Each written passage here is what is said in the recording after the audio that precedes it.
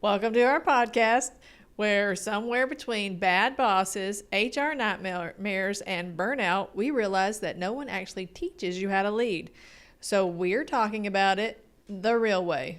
This is barely manageable because leadership isn't perfect. And guess what? Neither is this podcast. It's barely manageable. And I'm Dana Kelly. And I'm Mary Linkous, and we aren't experts. We just have decades of experience with supervision and management, and along with some unique experience just muddling through. Yep. Muddling. We're definitely not experts on the podcast front. So anyway, today we're talking about politics in the workplace and workplace politics. That's right. So, and before anybody starts sweating, we're not talking about Republicans or Democrats, or maybe we are. We're talking about politics that happen in every office. Yep. Who's in whose circle, who always seems to know what's happening, who gets invited to lunch, and who gets left out. And somehow, who knew about the reorg 3 weeks before everybody else? So today's episode is about navigating office politics without becoming the reason that everyone else needs therapy. That's a good one. Yeah. And it's not personal, or is it? Or is it? It might be personal. I'm thinking a lot of times it might be personal. So what do you got going on this week, Mary? Or what have you had going on, rather? Well, you know, I love my coffee. You do love your coffee. I mean, I love my coffee too, but you have an extra personal relationship with your coffee. I'm a little bit extra with the coffee. Yeah. I like to say I'm not picky about a lot of things, but the things I am picky about, I'm very picky about. That's true. But I'm just one person, so it's not like I need a big old coffee maker. And what I've come down to really enjoy is an espresso coffee machine. It's pods, but it's good pods. Yes. I don't love the Keurig pods. Sorry, Keurig. But I have a Keurig. Sorry, Dana. But I'm not fancy like you. Fine. It's fine. But I've been having problems with my machine, and it's really been frustrating me because what happens is I wake up in the morning and I want that first cup of coffee, and it's just not working. Right. It's not doing it. So I knew you'd been having problems with your machine. I was actually going to ask you about it later, not during the podcast. You're like, oh, what's going on with this thing? Yeah. So it's very touchy now. Mm-hmm. Sometimes it works, sometimes it doesn't. Sometimes I have to open it up and take the pod out and put the pod back in and try it again. So I've called customer service twice, and they have this really fancy thing where they they text you this link, and it starts a video. It starts the video on your phone. Oh. So you can actually videotape what your machine is doing. That is fancy. You're not just being like, it makes this noise. Right, like I have to do with my mechanic. What's it sound like? You want me to say the noise? What do you mean? A rusty gate? Okay, so guess what happens every time I call customer service and I have it on video? It's the same as your car. It always is Yeah. fine. Yeah. There's no sound. Yes. There's no noise. It works perfectly. Yeah. It's like when you take your kid to the doctor, like they've been complaining. You take your kid to the doctor and they're fine. Yeah. There's nothing wrong. So I've just kind of been living with it and been doing this thing where I'm just like, okay, it's just touchy. And I think it's this model because I've been on the Reddit, and I'm still don't really understand Reddit, but I know how to read. I need you to be an expert on Reddit. I really would love to. I'm not sure if that will ever happen. You need to give me a tutorial. In the meantime, because I've been on there trying to learn Reddit, they feed me lots of things, and I looked up a video about the machine or something like that. Anyway, I forgot where I was going with the Reddit thing.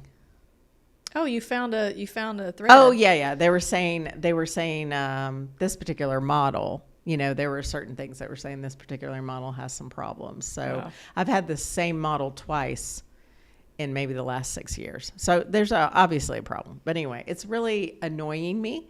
So I was at this, I like to thrift. So I Yes. was at a thrift store and I saw this particular kind of coffee maker. Do you know have you heard of an AeroPress? You act like I know things. No, I don't know what you're talking about. It's a manual kind of coffee maker, and it has a real cult following. Like there are real coffee aficionados that say See, the AeroPress. this is why you would know what this is and I would not.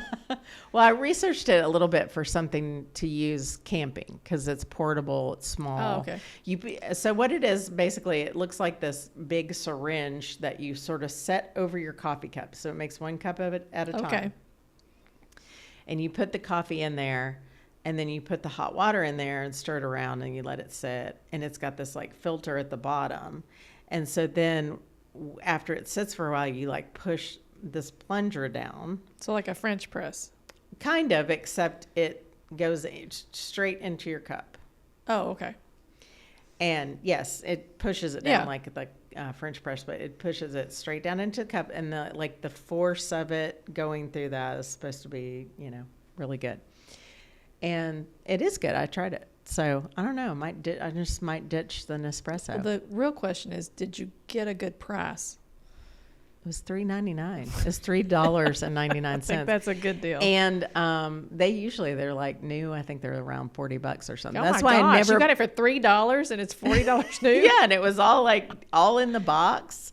So all the parts. If you need a thing, just go with Mary to thrift. Yeah, you never know what you're going to find. That's the problem. You can't just go looking for an AeroPress. I've never seen one before. Hey, it's like I did go to Goodwill once and found a KitchenAid mixer. Oh yeah, and it was like $25. Yeah, I was like, yes, I will buy that. I still have it. It works, and it works just fine.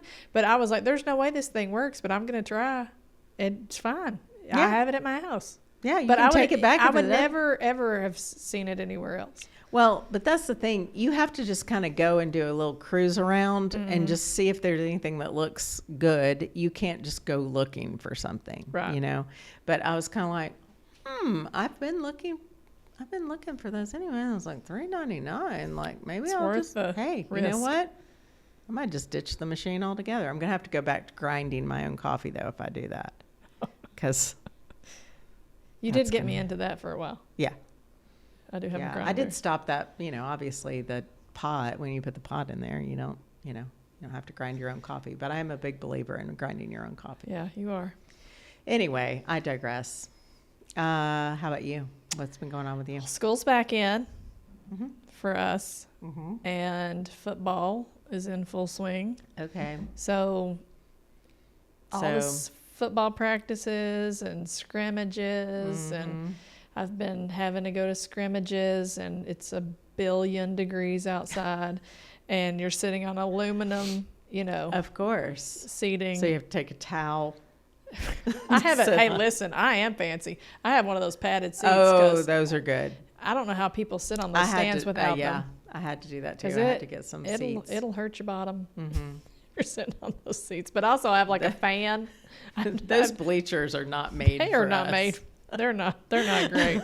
So here I am with my fan and my seat and my Skittles. Yeah, Skittles. Yeah, I just have to have the Skittles for energy. Yeah, just also, but also, you're also like being a sports mom, which my son's not like a starter, but like everybody's got their video cameras out, so also I can't like not pay attention. He's not a starter yet. Yeah, he's maybe young. this year. But yeah, I'm like, when is he playing? Do I have to get my phone out now? Do I need to take a video of this? And everybody's videotaping all their kids, and I have to watch because he's only in like a few plays. So, yeah. Where's he at? Yeah, get the camera What's he out. doing? Yeah. Does he know what he's doing? Yeah. Yeah. So, and you were a sports mom. Oh, yeah. Yeah, took a lot of pictures. I didn't video. I guess I had the capability, but I didn't really. But I did take my really good camera. I had to like learn how to do the, action shots and learn the right settings on my camera and everything. And the funny thing is, like, I didn't just take pictures of my son playing, or my daughters cheered, so I'd take pictures of them too. But but I would take pictures of like other kids too if they were doing something cool, and I just had the camera out, you know. So but the funny thing is, like, I'll get memories from my iPhone or from Facebook or whatever, and I'll be like, who's that? Like, that's not my kid. Whose child Like, is who this? is that? This is not. Yeah, or sometimes I'll get a notification Yeah. that someone posted, Like reposted reshared a it or picture something, right. that Yeah, I yeah. took, and I'll be like, what? Right. And then it was like, oh, that was a picture I took of that kid in high school because I tagged them. Yeah. So nice. yeah, it's kind of Just funny some how random things come child back. is- Yeah. He's No, random adult man. yeah. Oh yeah. Sorry. Yes. Random 30-year-old. Yes. It's probably now the Attorney General. No. Yes. Actually. No, I'm just kidding. I know. Seriously though. Okay, so we're talking about office politics and drama, and I was responsible for finding a story. Okay. And I found This is one. not your personal story. This is not my personal story on office politics because I don't want to get in trouble. So the question was, what is or are some examples of office politics and drama? And this person said, I never understood this. I've always been intimidated or not participated in any drama or negative talk about employees at work and played a neutral position at my jobs and was trying to be positive to everyone. Yeah. And they said, I'd like to hear some real life stories and examples that may seem minor but maybe happen frequently. So I thought this was an interesting response because it said, I see a lot of comments for major things like backstabbing, but you ask for minor and frequent things. In my experience, it's like this. You're a manager for a team and someone a couple levels above you is really attached to an idea or a project. Your team is the one tasked with executing it, but your team is not in agreement with whoever that is that has such a great idea or the way that it's supposed to be executed is a good idea. So your team is in an awkward position where they can either put their heads down, take the morale hit, and try to grind out a project that they think is destined to fail, or try to tactfully bring up their concerns with leadership, knowing it might cause tensions. So the office politics here in play when you have to analyze the human factor in order to make your decision of whether to bring up your team's concerns with leadership or not. You already know that this person is really attached to this project, so how receptive are they to criticism?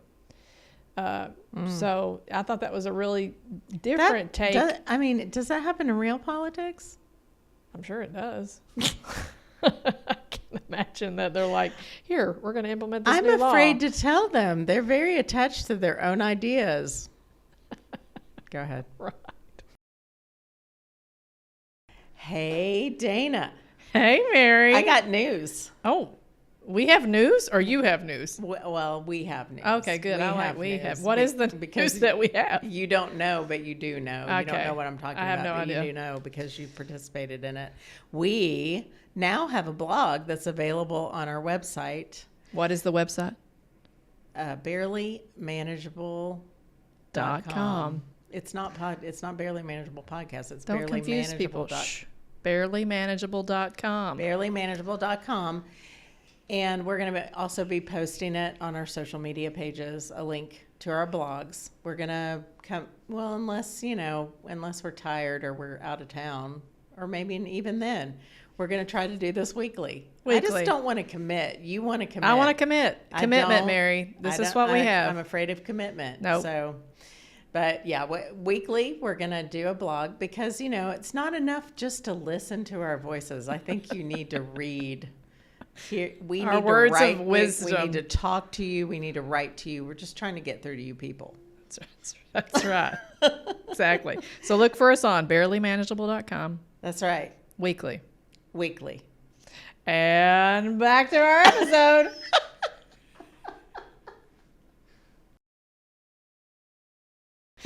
So anyway, just a lot of responses like, yeah, this is what I deal with now. It's spot on. My team is expected to deliver and have one project manager in another division that directly guides our resources, and she continues to push a program that we have tested time and time again, and it does not work.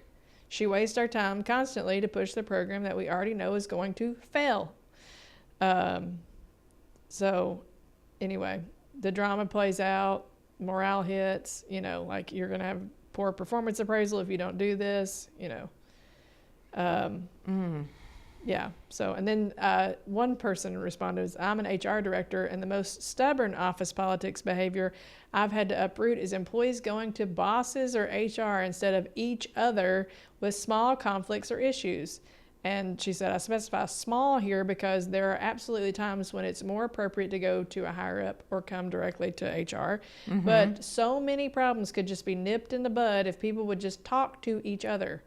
Everybody says they'd rather have a coworker come to them directly with a problem, but very few And then are actually, they don't. Yeah, very few are actually willing to flip to that side and have a direct conversation that might be a little uncomfortable. So I thought that was two, you know, pretty good responses about like office politics. So. Right. I love how that in the initial post, that person said, I've always maintained a neutral position, which is probably never happened, right? It's impossible. No, you can't. It's impossible because I feel like I've tried that before. Right. And it doesn't work. No. You know, I remember I've been told before at jobs, you know, like, so-and-so wants to go to lunch with you. You should really go to lunch with them. What? Okay. I mean, if you think I should, just lunch. Right. But like, no, you really should. Like, this is something you really shouldn't say no to. This seems like a casual invitation. But it's not. Right. But I did actually need someone to tell me that. Oh, right. Because I was like, no, thanks. No, Not hungry. No, you have to go to this one. This was important. Yeah, exactly. And it's that kind of thing, you know? So have you seen office politics play out? Office politics, I mean, actually, you know, one big one is favoritism, I think. Oh, right. You know who the favorites are. You know, I mean, I don't know. Like, I mean, I think there are a couple of different aspects. I think there is truly real favoritism. Right. And we're humans, right? So, you know. You're naturally going to like. There's some people you're going to like more than others. Always. And then there's also perceived favoritism, whereas other people think somebody gets a promotion or whatever, and then maybe they perceive that that's favoritism when they don't know everything this person has been doing to work on their development, you know? So it's kind of hard. I think it's kind of hard I think we've talked about this in some episodes before to tease out the difference between genuine relationships and office bias, you know, like bias in the workplace. Right. Yeah. One of the hardest things about leadership is treating everybody fairly. Yeah. Where it doesn't actually look like treating everyone the same. Right. Well, yeah, because I mean, the truth is everybody's different. You're not going to treat everybody the same. Right.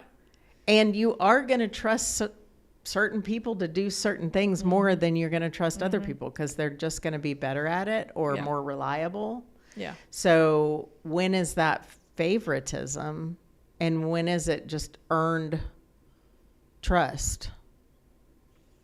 I mean, I think favoritism is like just you like somebody more and then like you are giving them more opportunities due to the fact that you like them.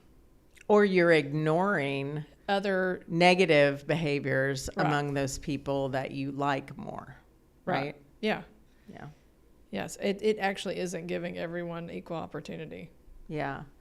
I mean, you know, like reliable employees, high performers are obviously going to inspire more trust. And just like we discussed in a previous episode, I mean, you might be more likely to give them opportunities, and it's important to step back and think about that, you know, like, are you giving them the opportunity? What's your reasoning behind giving them the opportunity? And is there someone else who can do that instead? Yeah. Have you ever you've had an maybe employee you didn't like as much, but you saw that they were a better performer and giving them I know opportunities? that I do that because like I don't always love doing it. I mean, I'm just going to be honest. Yeah. Like I definitely have had employees that I liked more, but I knew I couldn't give them the task, and I don't like it. You know, you can not like it internally, like, man, I really like her or him.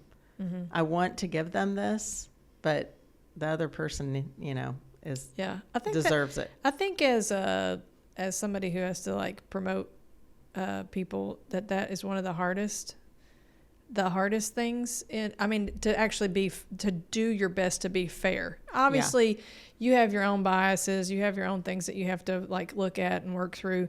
But I think that is that's the hardest thing, is like you think somebody is going to be the best, and then somebody else shows up and they're actually like, they would be better. Yeah. Or you feel like they would. I mean, obviously you don't know until they actually get in a position to do it. Yeah, that's why you have to give opportunities. You have to spread the opportunities around. Yeah. You know, if you just constantly are giving it to the same trusted person, then you don't know who can perform the tasks well. But I think that it's not always played out. It doesn't always play out that way. Right. I mean, I think in a lot of jobs or, you know, positions, like, it doesn't play out that way. The person who gets the job actually isn't the person who's the best for the job. It's the person that they like the most. Oh, yeah. Yeah. Yeah. And even if that's just the perception, then perception sometimes is real. I mean, like, sometimes that is the reality. Sometimes it is the reality, but also it becomes the reality, because it doesn't matter if you're really showing favoritism or not. If the perception is there, that becomes that person's reality that's perceiving that, you know, and so they're going to base a lot of their workplace decisions on that. Yeah. And we have, I mean, like, over the years, of course, we've worked in management for a long, long time. I remember I used to do like interviews with people, and like, that was the perception. Yeah. Was only the favorites get the opportunities and no one else does. I mean, like, and you have conversations and you're like, like, this is the thing that I'm hearing from everybody. So like, it might be real. Is it real? Because this is what most people perceive is happening. And if it's not, then maybe we need to be a little bit more clear about like what we expect from people and why we aren't being clear about why they didn't get the position, you know? True.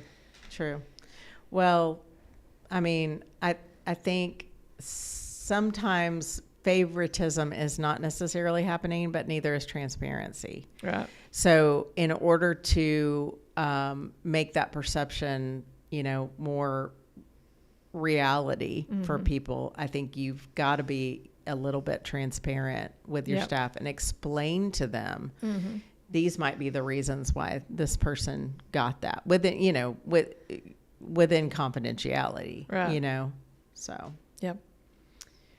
Clicks. Clicks. Have you ever had to deal with that? Yeah, I don't like it. No. I don't like clicks. Unless I'm in it. I feel like there was this one story that I heard was like, and it wasn't in our office, but it was like this group of people that always had lunch together. I think they called themselves like the lunch bunch or something stupid. I don't know. That probably wasn't what. That's what the comes lunch into bunch. So stupid. But like, they would like eat lunch together. They wouldn't let anybody else eat with them. You know, it was like that. It was like that whole like high school. You know, where you had your lunch table and like, no, this seat is saved for my friend. Yeah. Like, you can't eat with us. That's like, so bizarre. But honestly, the workplace is a lot like high school. Yeah. It really is. I mean, it's a group of people, you know, that are interacting, and it's performance based, and, you know, like, oh yeah, that feels weird. That's very cliquey.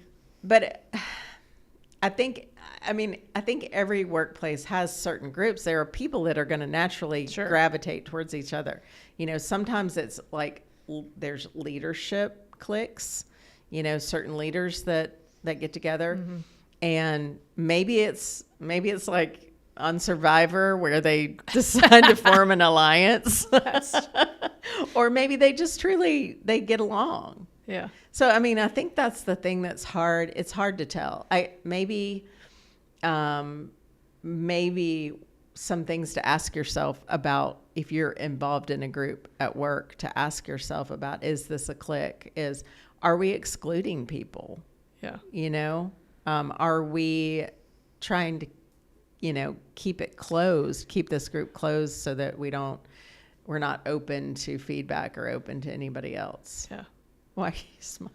I'm just thinking about like we always talk about like office culture, and it's just like what is people being? Well, how are other people perceiving this clique, right? I know for us, like, of course, like you have certain people that you gravitate to, or certain people that you're friends with, and I know that I have somebody who's like, I can't be around you because somebody might think that you're my friend and not their friend, and I'm like, what? But like it's like you can't talk to me in public, like we can only be secret friends. Yeah. But I mean, I get the perception, like, am I making this person my favorite? Like, are supervisors allowed to socialize with staff? Right, when these people are the people you're around all the time. Yeah. I mean, like 80% of my time is spent with people at work, or right. around people at work. Right. Hey, we see you. Yeah, we know you're watching. Yeah, you. I know you're watching. Yeah, but only some of you have hit the subscribe button. So we need you to hit the subscribe button now. Just take hit a it, second. Just do it right now. Just hit it. That button right there that says subscribe. Just hit it. And I think in a lot of ways, and having those groups that involve different people in the office, it helps with office morale. Yeah. And it helps with the culture of the office. But I guess you do have to, again, with everything else, step back and just, ask yourself, are these relationships healthy? Are we being exclusionary? I don't know. I feel like, how do you feel like cliques affect morale of the office? Oh, well, I mean, if you aren't in it, right, like, then it feels exclusive. And then, like, do you want to, like, does it make you not want to go to work? Does it make you not want, like, does it give people, like, when you're talking to them, is it making them, someone that's open to, like, you're like, oh, they aren't going to listen to me because they're in this clique with these people. Like, they're around them all the time, so obviously they're going to listen to them over me, So is it giving them more opportunity and you less? Yeah. To be heard? Yeah. Yeah. So it's not like, I mean, groups are going to form. Yep. And that's important. I think that's important. Like, if you need to have your core group of people you like at the office, or you're not going to want to go to work. Right. That's, Friendship is healthy. Yeah, for sure. For sure. That's a hard one. Yep. What about this one? Gossip. Tea. There is never any. Hey, listen, the first time so of course we've talked about being old. But I remember the first time I heard about tea, I was like, what are you talking about? Spill the tea? What? Clean it up. Clean up the tea. I don't know. But yeah, like, I was like, oh, so that just means that you need me to tell you what's going, gossip. You want me to gossip? Yeah. So, Yeah. Yeah, I mean, it happens. Of course. Everybody wants to be in. Everybody wants to know what the thing is that everybody knows. You want to know something somebody else doesn't know. Sure. Yeah. Have you want to have the heard? information, and you get to tell somebody else. I'm going to tell you this. Yeah. Have you sometimes heard? It's true, and sometimes it's not. Right. Don't you? Sometimes by the time it gets to you, sometimes don't you just go like, what? That's not true.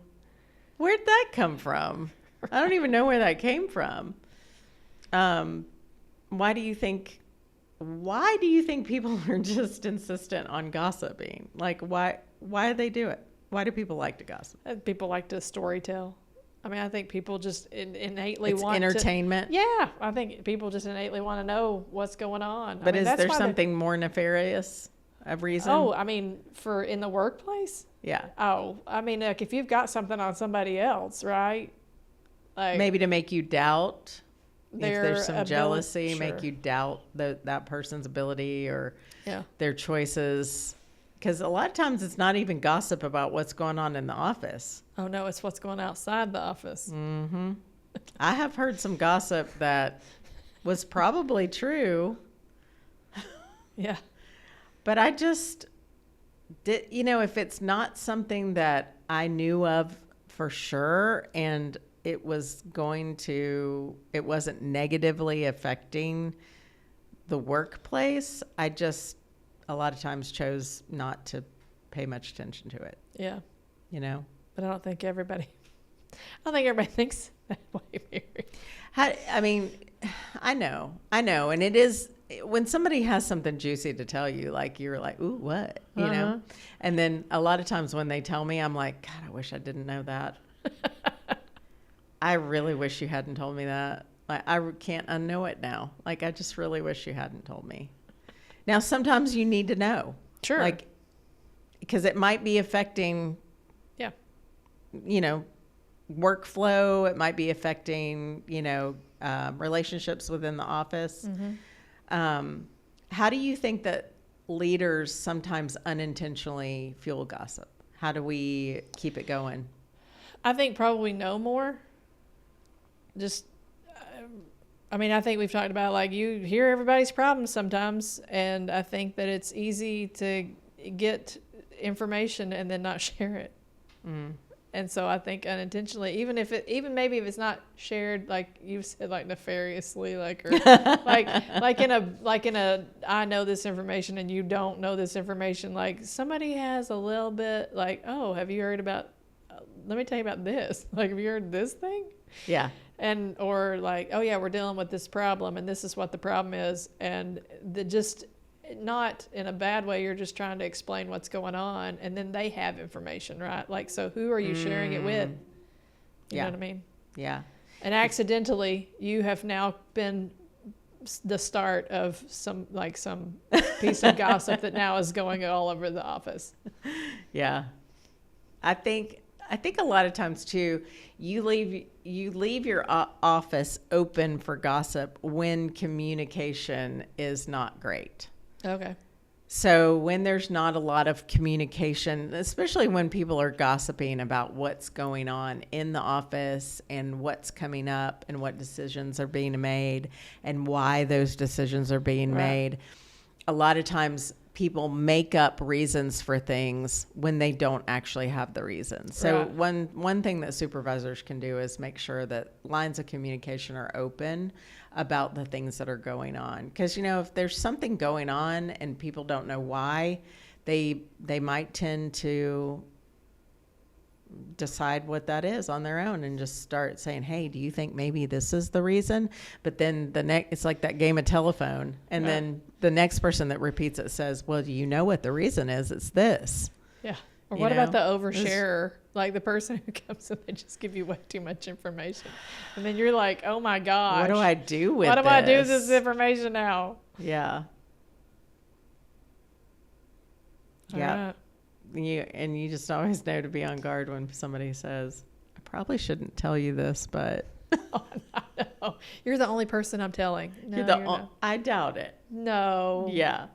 I'm not. Okay, don't repeat this, but no. Shh. You know what I heard? DL. Yeah.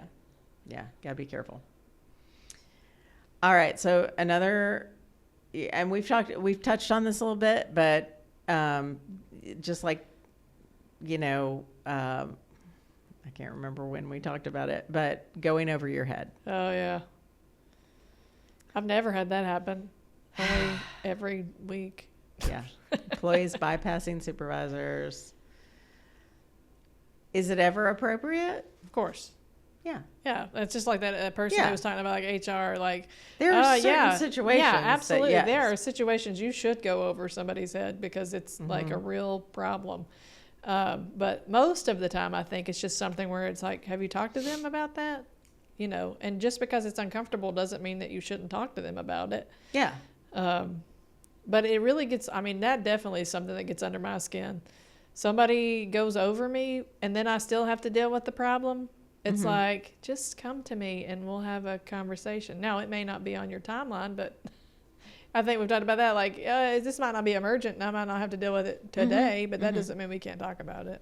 Yeah, and I think as a supervisor, you have to work on that, people knowing that you're the type of person who will talk through things. Right.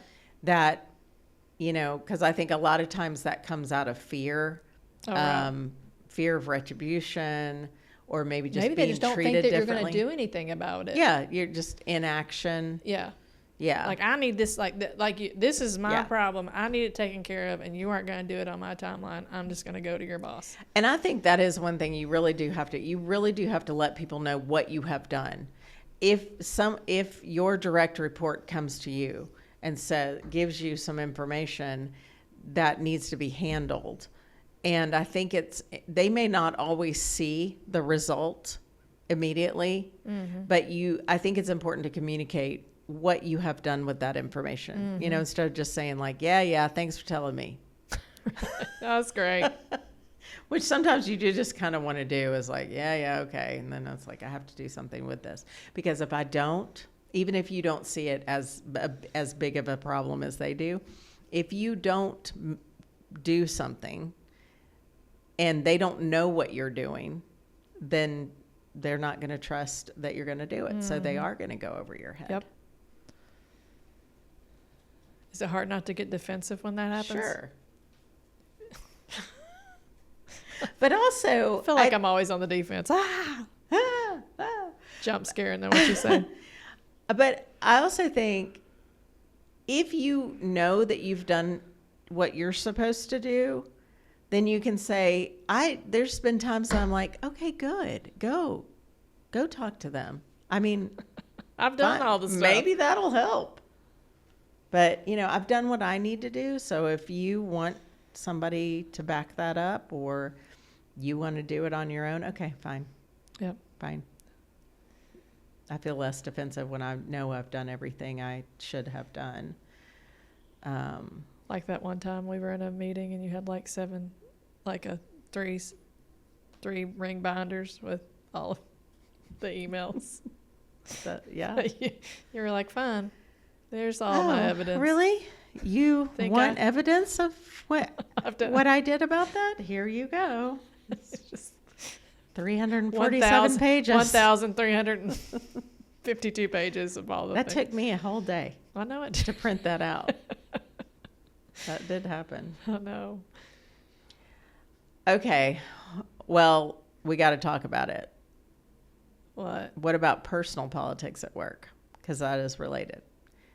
I don't know if you've noticed, but we're a little polarized in the political scene in this country. We right? are? I've not. No, You probably haven't completely noticed. oblivious to this. But Are we on an election year? yeah, election years, you can feel it in the office. And I don't feel like that used to be the thing. No. You know? I mean, I think people could talk about it.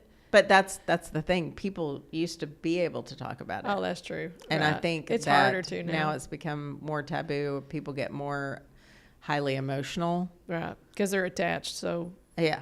It's personally. it's more like your favorite sports team. Oh, yeah. You know, like We're on the winning I can't team. really relate, but you know, like don't be bad mouthing my team, the Go ahead. Find one. Green Bay Packers. What? You love They seem pretty attached. your Do you know the Green Bay Packers is owned by the citizens of Green Bay? That's That's a pretty cool piece of information. Oh. It's not owned by like one person or I think that's kind of cool. Yeah. I mean, hey, I apologize to anybody who's not a Packers fan. You just have that shirt that says Who Go are- Sports. Go Sports. I do like football, but I don't have any way to appropriately watch it, so I've just kind of stopped watching it, so I don't really know what's going on. Who's the Green Bay Packers' biggest rival right now? You ask me like I would know. Yeah, I think you do know. No, I don't. I actually think you do. Mm-mm. 49ers. No. I'm just saying names. I don't know. I don't watch NFL. Isn't that Taylor's husband's team? No, that's the Chiefs. Good Lord. Okay. I do know that. All right, let's move on.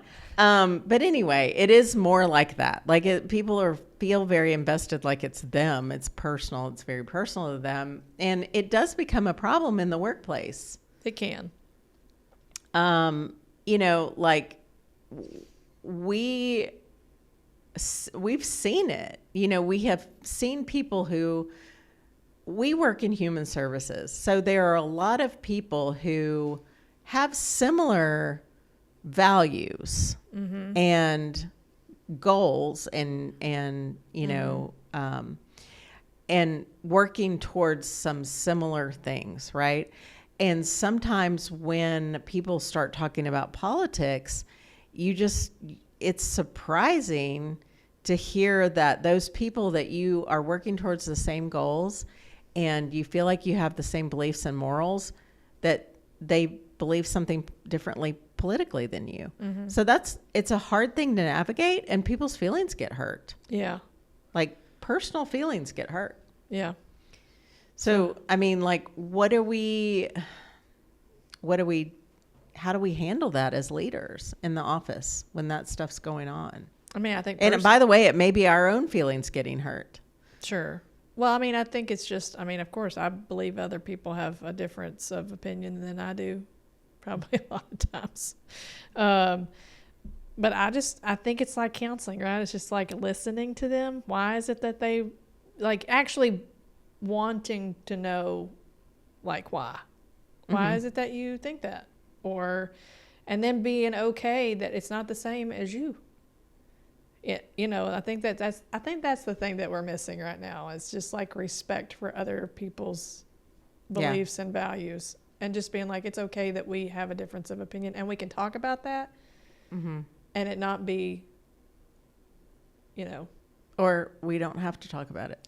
Or let's just not talk about it. Maybe we just don't talk about it. Yeah. When I grew up in a home, like, we've talked about it. My dad was a preacher, and we didn't talk about it at all, ever, with anybody. And then, like, it was just like, my parents were just like, we don't talk about. That's one of the things we just don't talk about. Yeah, no, my parents didn't either. And I different generations are different, but also, like, my parents also lived through the McCarthy era. Like, I'm starting to understand now their viewpoint, because I thought, let's just talk about it. Like, why don't you say? We can have a healthy debate. I would ask them all the time. I'd be like, who are you voting for? And my mom would say, I don't have to tell anybody who I'm voting for. I don't have to tell you. I don't have to tell your dad. I don't. And I was like, wow, Mom, geez, like, settle down. But no, they did not. They believed in not talking about it at all. Yeah. And I sort of get it, because I do think they came from a perspective of knowing that it might get you in trouble, or in the very least get your feelings hurt, right, or someone treats you differently, because now they think that they know you, like, all the ins and outs of your So I think there are certain situations where you can have good communication, you can listen to learn. You can disagree respectfully, but then there are some times that you can't. So, there are definitely times that you need to disengage. So how do we protect our team without playing politics? It's a very good question, Mary. Well, I know you know the answer. If anyone does, Dana. Oh, it's me. I have to know the answer. Yeah, you're the great mediator. The great mediator. You're like, listen, stop it. Get your scepter out. Yeah. Oh, yeah, I should. It's somewhere else. I think we have, like I've said before, advocate for your staff. I think looking for ways to give them credit where credit is due. I think being aware that all of these things happen, because being unaware that it's happening is just, it ends up hurting you and then hurting your teams, and then you have turnover and you have staff leaving. You have the people who think that you're playing favorites. And I think that you have to know what's going on in your offices and on your teams. Yeah. And nip, like that person said, just nip it in the bud.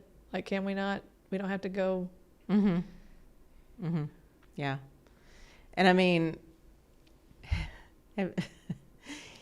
when you think of the word politician, what comes to mind? Like, what kind of person? I mean, like, probably like cartoonish character, like the guy with the suit and the tie, and like, Yeah.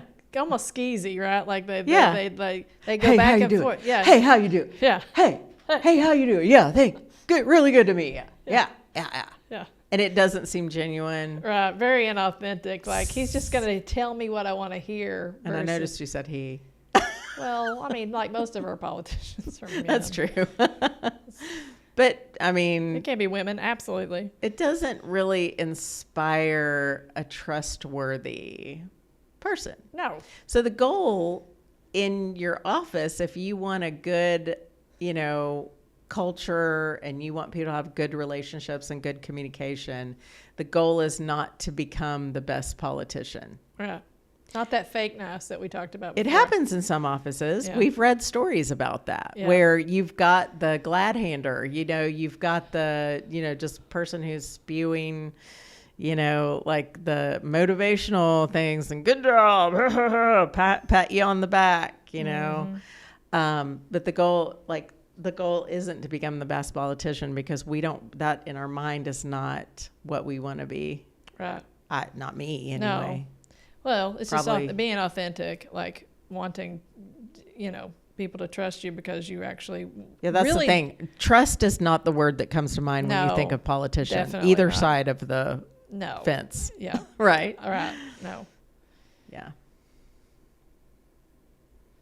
Yeah, I definitely don't think of trust when I think of politicians. So gossip is fun, but it's temporary.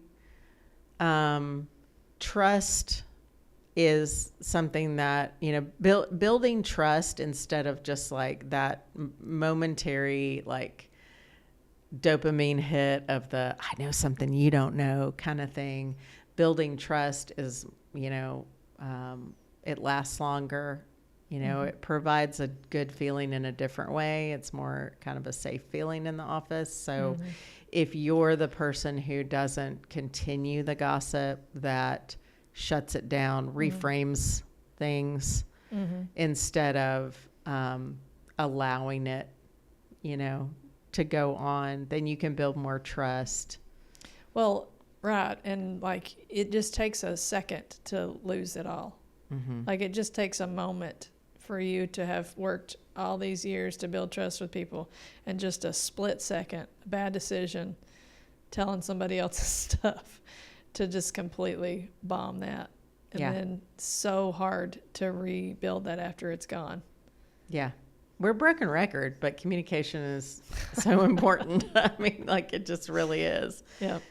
We were born with the ability to communicate for a reason, All right. Question, answer? Yeah. Is it time? Yeah, sure. You're keeping up with it. I never do. I think it is. I thought I did, but I don't. I think I'm way off. Just way off, Mary. You have a question? In office, if office politics had a mascot, what would it be? Office. That's kind of a Mary question. I know. I was trying to get my inner Mary, because you always give me some really wonky questions. Office politics, I think it would be. Also, this is on the line of you talking about football teams, so they have mascots. It wouldn't be a cheesehead. Or would it? Oh. Like a mascot. Okay, but I can make it anything I want, right? It doesn't have to be a actual team mascot. You can make it whatever you want. I would say it's an ostrich, because Okay. Why? It would be an ostrich because they're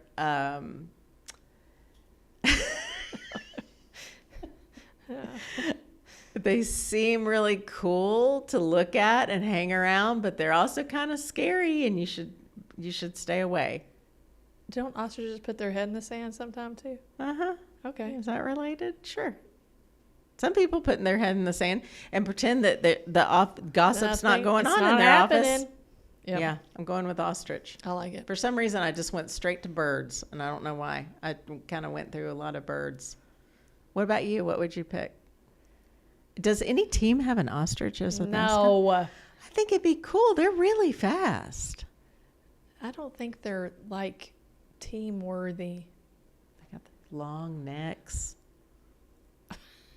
I don't know. I don't know how that helps. I don't either. I feel like it was on some kind of cartoon that I watched with my niece. They were playing sports and there was an ostrich on there. People ride them. Do they? Mm-hmm. I don't know. Let's see. What would my mascot so. be? A firefighter. Oh, okay. That's good. Yeah. That's good. All right. I have a related one for you. Okay, let's go.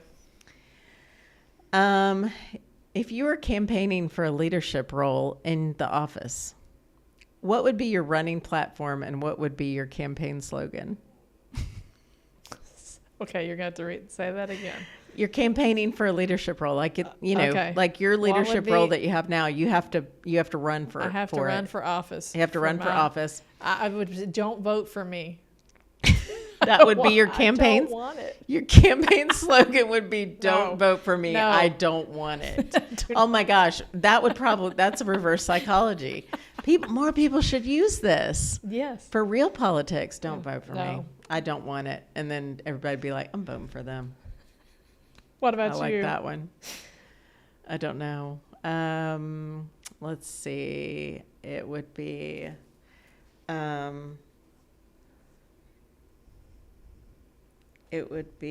all meetings will be walking meetings. Oh.